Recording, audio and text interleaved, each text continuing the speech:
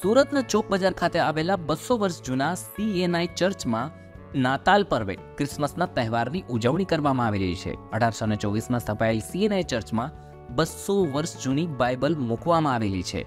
આ બાઇબલને પણ દર્શન માટે અત્યારે મૂકવામાં આવી છે. તેની સાથે ચર્ચને ભવ્ય રોશનીથી શણગારવામાં આવ્યું હતું. સુરત શહેરમાં અંગ્રેજો અને મુગલોની અનેક ઐતિહાસિક ઇમારતો જોવા મળી છે. સુરત શહેરમાં વિદેશોથી અલગ અલગ જે લોકો છે અહીંયા આવતા હતા એવા પણ અનેક પુરાવા મળ્યા છે. ચોક વિસ્તારનો ઐતિહાસિક કિલ્લો હોય કે ચર્ચ હોય, તે સુરતના ભવ્ય ઇતિહાસના પુરાવા સમાન છે.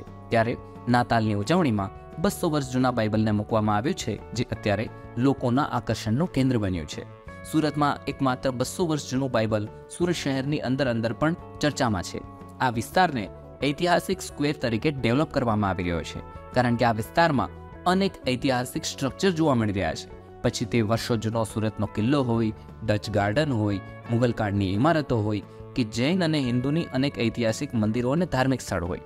આવતીકાલે ઈસુ ખ્રિસ્તનો જન્મદિવસ હોવાના કારણે શહેરના તમામ ચર્ચમાં વિશેષ પ્રકારની તૈયારીઓ છે કરવામાં આવી છે.